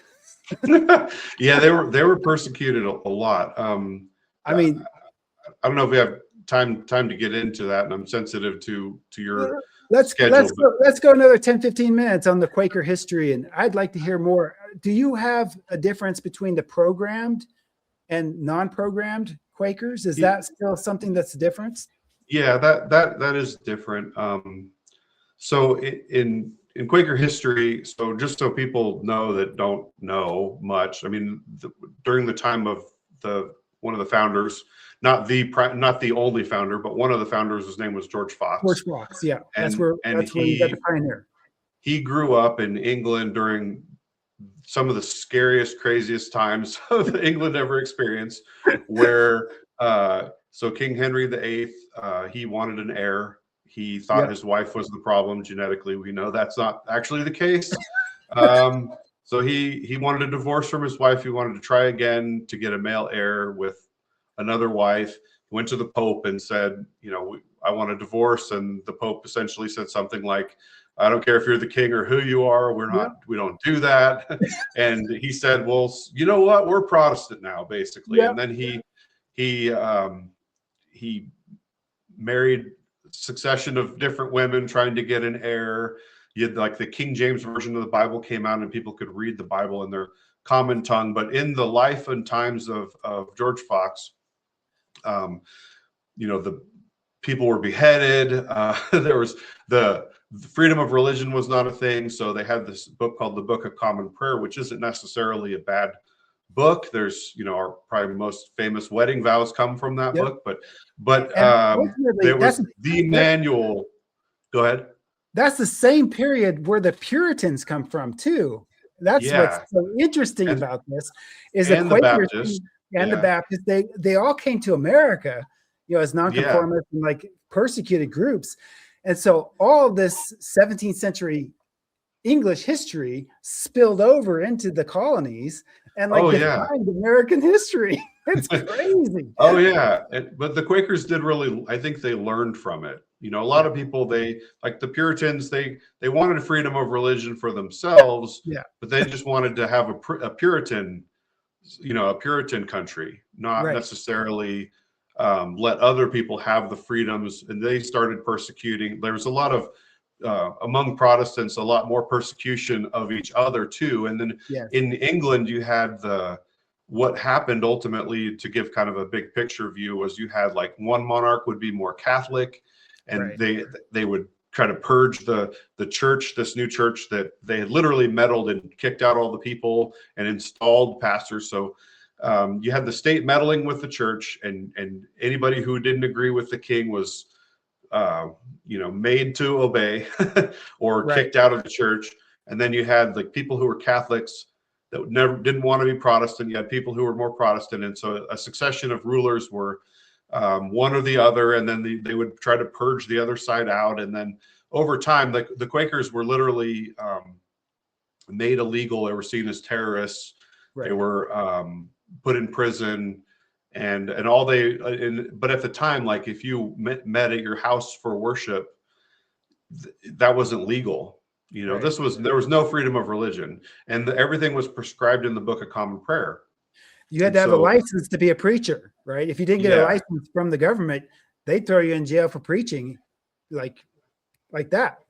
So George Fox, this young 20-year-old son of a weaver, I think. He went around to ask. He felt convicted by his sin. He wanted some answers, and he'd go to people. And again, being a pastor wasn't always seen as like about what God wanted for a lot of the people who were willing to give the king whatever he wanted. So people, would just be like, I want to be a politician later. I'll be a pastor for a while, kind of a thing. And so he'd go to these people and try to get real answers to spiritual questions, and they would just give him. I mean, you can read his journal. He got terrible advice from, take up smoking, to go get married, to, just different really bad things. And he just got to this point where he just thought that there was no way that this broken church that he saw it would ever really speak to his spiritual condition. And then he went up on a hill. He was at a moment of despair, and then he felt like Jesus spoke to him and told him, basically that I'm here. Essentially, I can, to not quote the old King James English, he said, there was one Christ Jesus who can speak to thy condition, which was him saying, it's me, Jesus. I see you, I hear you, I want to help you, basically. And it started this renewal movement in the church that was very persecuted and produced people who were considered heretics, though. I mean, they were punished just as bad as anybody else was punished. But then they came to America, and they founded Pennsylvania. And as you pointed out in the video before, like this was seen as like a holy experiment, and the Quakers lived at peace with the Native Americans. They didn't fight over religion. They let whoever was persecuted come and join them in their holy endeavor as they saw it. And it produced the most advanced city, Philadelphia, where there was the first capital of the United States, and powerfully influenced what it means to be an American in many ways that people have long forgotten. They were known for their honesty in business, because if they gave their word, it was their bond. They didn't take oaths and swear. So even in our American government, we have oath or affirmation. That's because of the Quaker past, because the Quakers were religiously opposed to taking oaths, but they would affirm something is true. But that's because of Jesus. Like Jesus says in the Sermon on the Mount that it's better not to swear at all. Right. Let your yes be yes and your no be no. It's not, these sound crazy, but they're just like New Testament Christian things that people don't really listen to or think about. Exactly. But that they wanted to be sure to live by. And so, but I guess, Quakers are misunderstood, and there's different kinds. There's a lot of people who are very heretical that would call themselves Quakers, probably like Baptists. There's lots of different ways you can be a Baptist. It doesn't necessarily hone in on anything to hear that you're Baptist. Right. You care about baptism. Okay, what else? There's people who are very heretical in the Baptist groups, and then there's people who are just as, probably very Quaker and very, free church, all about what Jesus said. It doesn't necessarily say a lot to know that somebody is Quaker sometimes, because there's a broad array of people from most of the Quakers today are actually in Kenya, about 50% of them. There's a lot of, I did not know that. Huh. Yeah, there's a lot of Quakers. There's some in, coastal regions in England and stuff that have really kind of lost the way from Christianity. And to get back to your question about programmed and unprogrammed, Quakers used to meet and they would wait in silence, and they would, seek to connect. The belief is that basically God is still speaking. The problem is on our end. We're not listening. And so prayer is just as much listening, if not more listening, than it is speaking. And so to wait on the presence of Jesus, there's a beautiful painting of Quakers praying, and Jesus is kind of a ghostly Jesus is in there among them, this where 2 or 3 are gathered, there I am with you, kind of but it's a present reality. Right. And so Quakers would wait. And then they didn't believe in the separation between the clergy and the laity in the traditional sense. So whoever would feel led would stand and speak and share what they felt God had on their heart. And that's a thing that you can see even in a lot of most programmed. What I should back up. So the difference between programmed and unprogrammed worship styles is there are people who meet in the old way and they wait in silence and feel led by God to speak and all of that. If you could go the whole meeting and not have anyone speak, and that'd be fine, because there's this real sense of being connected as the body of Christ and being ministered to by God in this holy moment that we set apart for God. And then there are others, with the expansion of the West, like Quakers would move out onto, say, Kansas and the prairies and stuff, and they would try to do things the way they did. And in a culture steeped in the Bible, where everybody kind of, people would know what they were trying to do, and they would know what they were not doing. They would come into a Quaker meeting and they would be able to figure out what was going on. But in the westward expansion, there was they'd build a town, and then it would turn into a boom town, and you have you're the one church in town, and then these people that didn't know anything about the Bible, and they would come in and they would be like, what's going on? And they would be really disruptive. And so it was like, no, we need somebody to teach these people what it means to follow Jesus.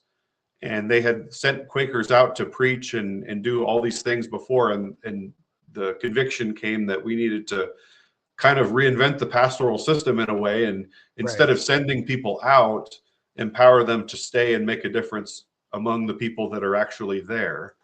And so that idea is still there. So I'm at a programmed meeting. I enjoy traditional Quaker worship a lot. A lot of people hate it. Sure. It's very uncomfortable in the silence, and there's not a lot of instruction, and you get kind of the popcorn testimony time. People would stand up and say something, and you're like, is that really from God? Like, I don't know about that. And then every now and then you'd find somebody who really just would just speak the word that you needed to hear from the Lord, and about what God was doing in their heart. And it's this idea that God is living and active and moving among us, something we forget about sometimes, when we never stop and listen. That's really what defined that. They had the real presence idea that was not limited to church times or days of the week. They had the real presence that defined, from my understanding, that defined their meetings, the silent meetings originally. And they relied on the Spirit in a way that it was revolutionary from my understanding of history. We talked today about having a personal relationship with Jesus a lot, but at the time, essentially that was kind of the Quaker message. It was just long enough ago that was a really radical idea, and you had all these groups that were kind of radical groups that would come during this time. I mean, the Quakers and the Baptists and the Puritans are probably the best known, but there were other groups. One group called the Ranters, one called the Diggers. There were people who were doing radical stuff, like going out into the King's Land and building their own, house and all this stuff, and waiting to be discovered. The Diggers were what they were called. People who were just looking for something that was like, I want something real.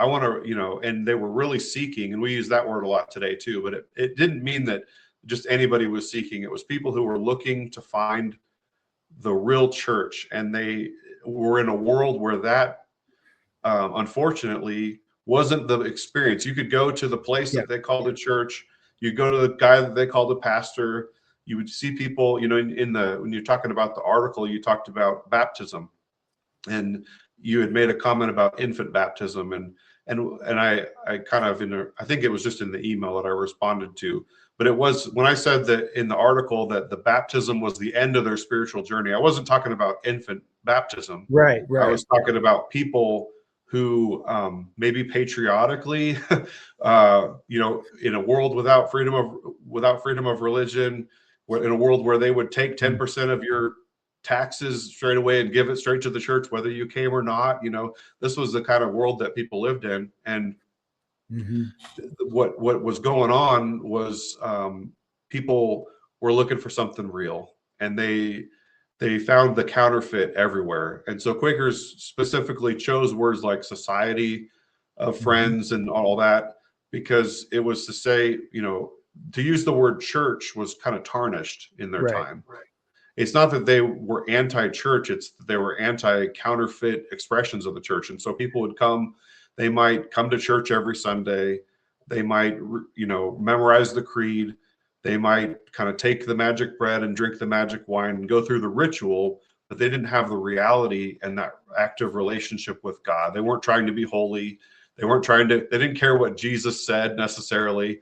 They just wanted, and so the baptism was kind of like getting all the boxes ticked so that you could know that you were saved, and that was as much of your life with God that you wanted. And people were, well, you know, now that I'm saved, it's official. You know, I'm on the church register somewhere, and I've done the rituals. I know the creed. You know, God save the Queen or whatever, and that was like that. Was if you read George Fox, it's very clear that he spoke against the formalism and the shallowness of his society and his religious society. But let me wrap it up with one question about the Quaker history and kind of where we are today, because I've wondered this. I've actually never attended a Society of Friends meeting or anything like that, but I've just read and studied. But it seems to me, let me ask you if you think this is accurate. It seems to me that back in that day, sacraments were big issues, and people would fight over it. There were wars brought over, you know, sacramental issues, Protestant, Roman Catholic, Scotland, everything else. It seems to me that the Reformation and even the development history in America, in American Christianity, we may still practice sacraments like on a memorial basis, but it's not something that we view as something worth fighting over to the degree that it was back in the 17th century.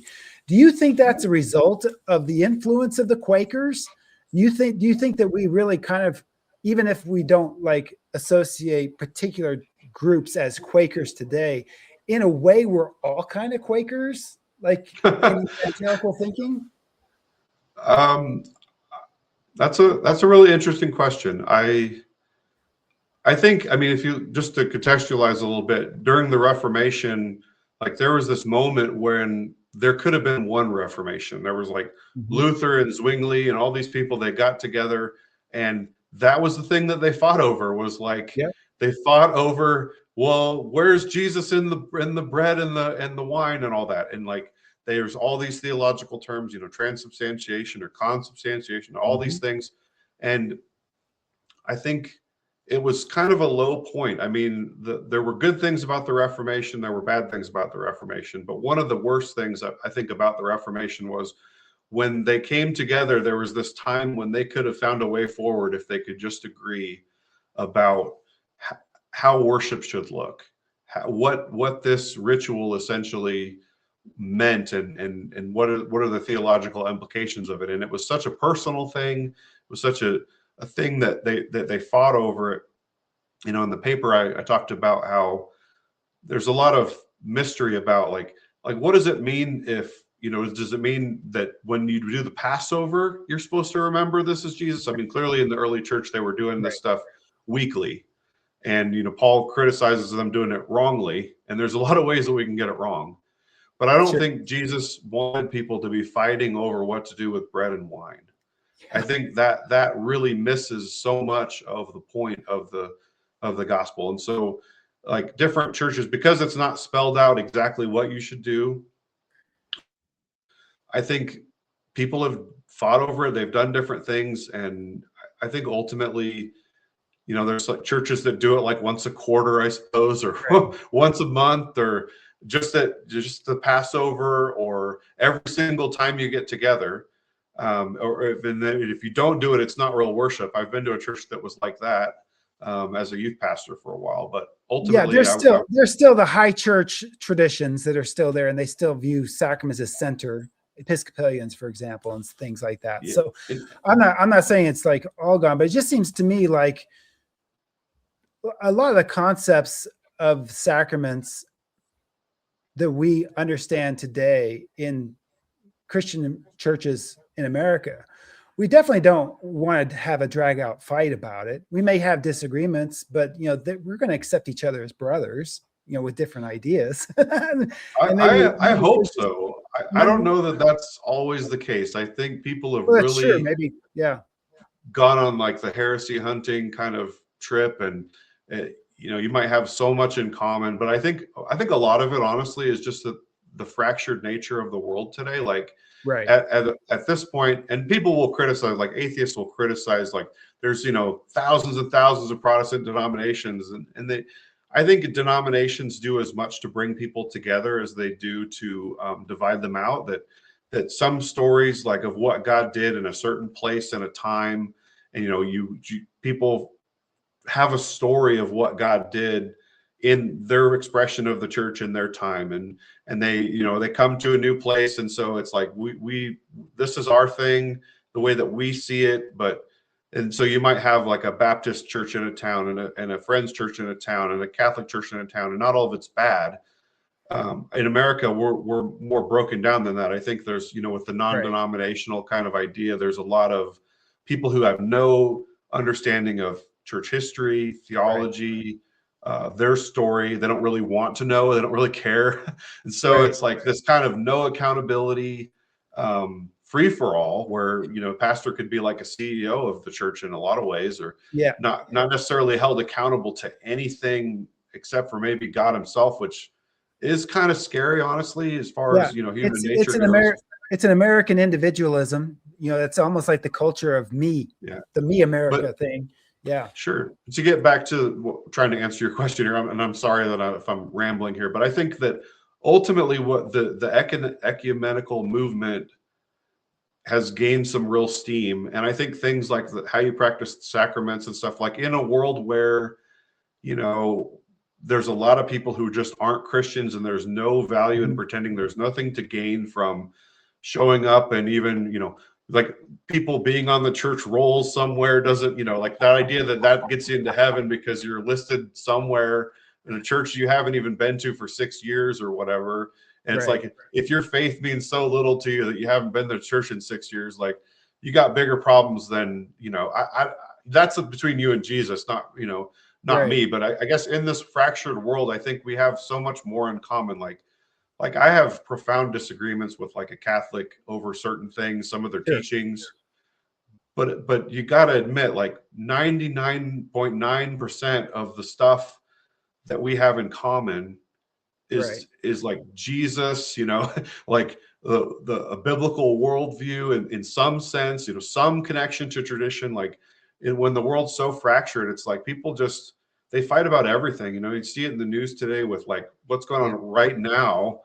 Like people watch a video from a police officer or a shooting or something, and there's people who just automatically assume the worst, and there's people who you can do no wrong, or there's like party line kind of ways of thinking. And tribalism. The tribalism is so thick on the political side, and I think that's obviously still going on in the church side too. I mean, you have the tribalist ideas there too.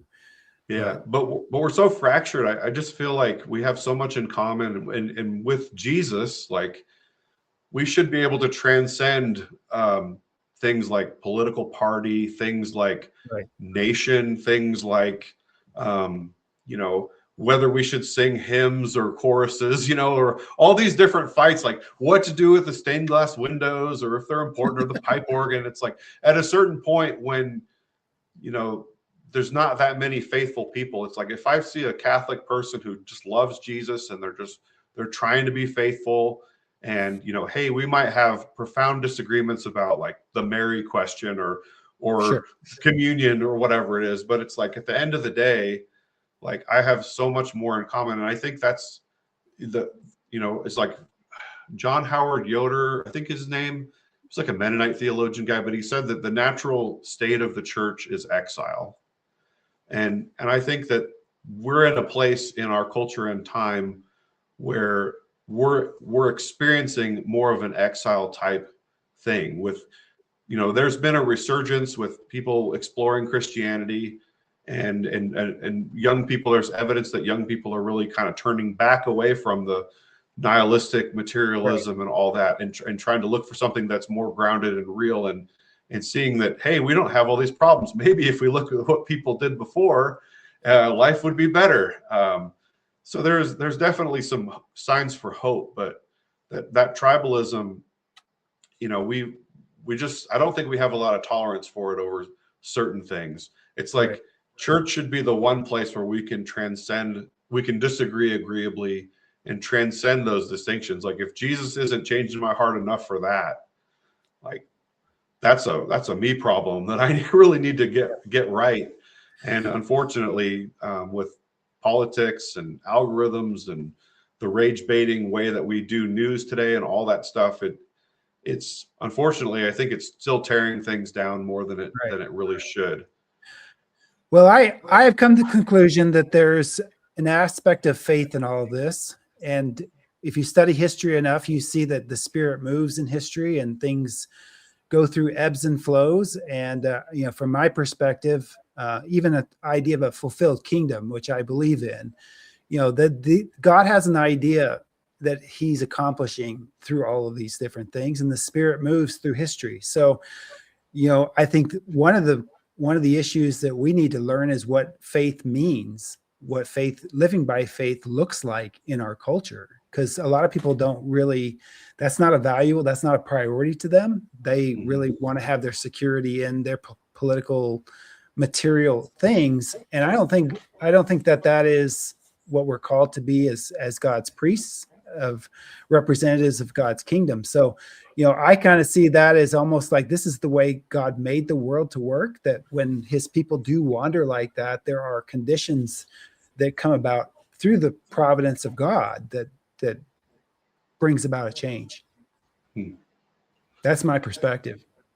But there's a lot of fear and disgust and anger, and, you know, the Bible warns us about a lot of these things. Like there's in the Old Testament, I again can't remember the chapter or verse, but there's multiple warnings about putting your trust in like Egyptian chariots and putting your trust in people who tell you what you want to hear, you know, that care more about telling people what they want to hear than the truth, or really speaking for God. And yeah, I think people are really, go ahead. Sorry. That's Isaiah 32. But the whole story of the Old Testament is you don't put your trust in horses and chariots, because they're not going to save you. That's what everybody's looking to save them. You know, politics, government, you know, foreign policy, economic policy. They're looking for salvation in all these things. And as a people of God, we should understand from our own biblical history, our own covenant history, that there's only one salvation, and that's in Jesus Christ himself. So that's the real solution. I mean, that's the way I look at the tree of life, at the vision of Revelation 21 and 22. That's the tree of life, that's the only healing that we have in this world, ultimately. So, you know, that's just an aspect of gospel living. And I sure appreciate your time. We were almost at 2 hours. Oh, wow. I didn't even know. We're coming up on 2 hours, and I wasn't planning on going this long, but I'm sure glad we did, and maybe we'll have to do this again sometime. Well, I would really like that, and I would love to be able to talk more about a lot of the stuff that you're doing and thinking about Genesis and creation and the covenant. And I was talking about my series through Genesis called Creation and Covenant. And when I looked at your email, I was just like, huh. And then I look at all this. There's just a lot of stuff. I bet we have some real commonality on a lot of things. I will make sure you get a copy of my book. It's out of print now, but I've got a special stash of physical copies. I'll send you a copy and get it into your hands. But thank you again for coming on, and we'll do it again sometime. Well, blessings on you, and thank you for your patience with my many questions. And it's a great opportunity to I don't get to talk about theology very much, and it's, I've had questions. Been a real pleasure.